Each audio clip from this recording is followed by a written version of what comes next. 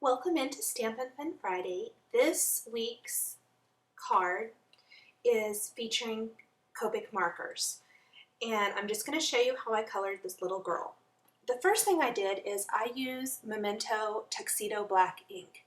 It's one of the recommended inks from the Copic marker class, and it just works really well. It doesn't bleed. There are other inks that work well. This is just the one that I've chosen to use. Also, the paper matters. You want to use a good quality paper. This is Neenah Sonic White paper. So you can see I stamped it once on my die cut. I just ran the Neenah paper through my Big Shot, made this label, stamped the little girl on it. Then I stamped the little girl on a sticky note and cut her out so she would mask off that area on my die cut. And then I'm stamping this Hero Arts Clouds background stamp over the background using the Soft Pool Hero Arts Shadow ink. Then I will just lift up my little post-it note there, and you can see that the little girl doesn't have any clouds on her. So I will be able to color her really easily. So that's how I accomplished that. I cut that little green strip from a piece of Dear Lizzy paper, which I am just loving right now. I've been using it all the time. And that's along the bottom. And I just cut out the little girl's feet and popped them up above the little green hill or grass. Okay, I've started coloring. The first color I'm using is E000. And it is a very light color. It is pale fruit pink. It's not really as fruity as the name sounds. It's actually a little bit lighter than E00, which is called Skin White, but I just really like this E000. It just gives a nice lighter look for a Caucasian skin tone. So you can see I'm coloring her face, her little arms, and then I'll color her legs and also her ears. Just all solid with this color first. Once that's filled in, I'm going to take the E00, which is just a hair darker, and I'm going to add some shading.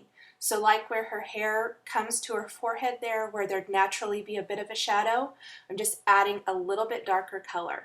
And it's kind of hard to tell in the video. And I'm just starting out, so I'm not doing a lot of drastic shadowing or anything. This is pretty minimal. So I'm just adding a little bit there underneath where her shorts, or I think those are shorts, kind of meet her legs.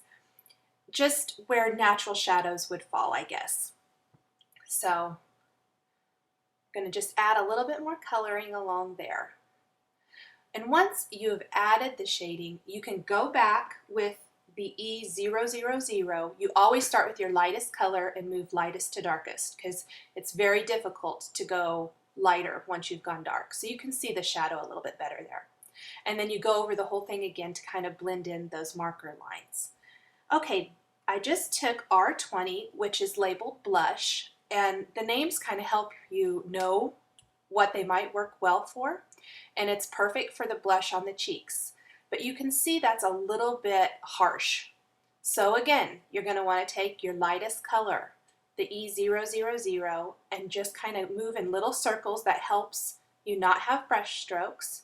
Just color over those and kind of blend it into her face. And it looks kind of dark when the ink is wet, but once it dries, it really smooths out and looks nice.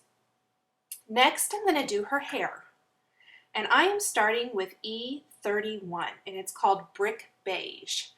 And it kind of is like a darkish blonde color, to my eye at least. I really like it, so I'm just gonna kind of follow her hair, the stamped lines of her hair from the stamp image, and just fill those in real carefully. And all over with this E31.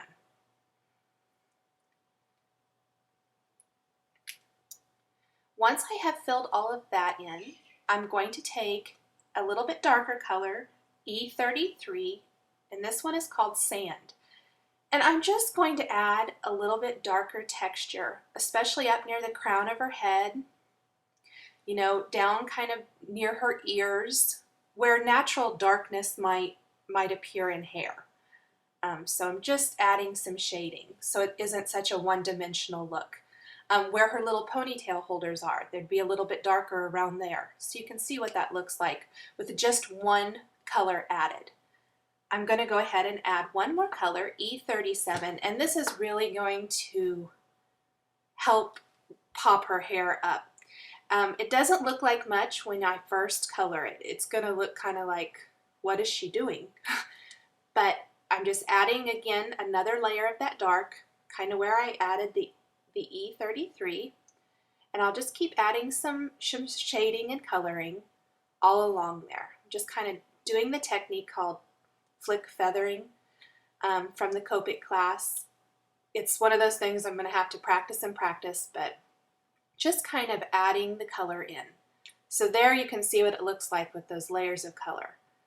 Now I'm going to go back with my lightest color, the E31, the brick beige, and I'm going to color over the entire thing and blend it in. And you can see it starting to blend there as I color over it.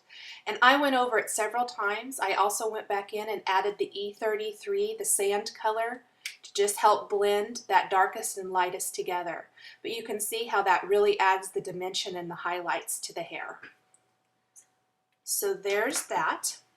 I'm going to go ahead and move to her shirt, and I'm going to do the flower first because I know I'm doing it in yellow.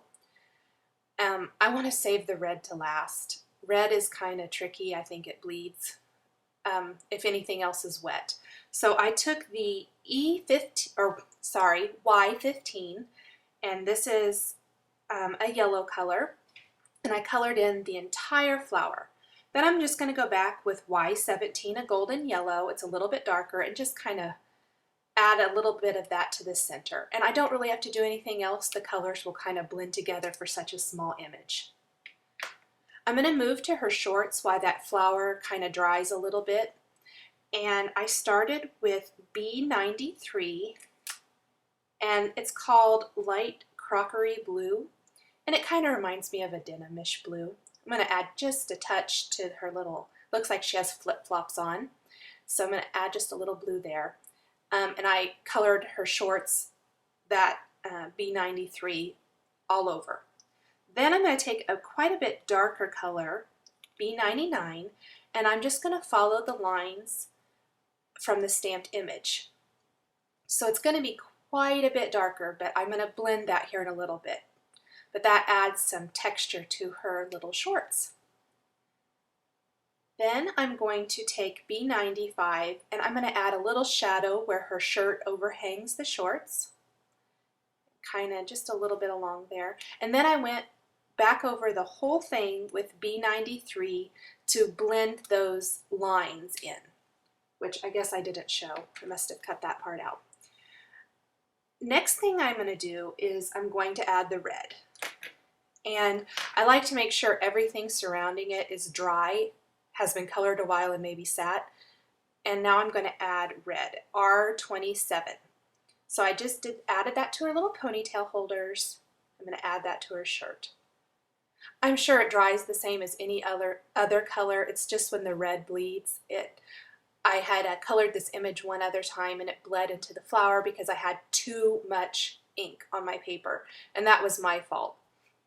So I'm just really, really slowly and carefully coloring in around that flower because it's pretty tiny.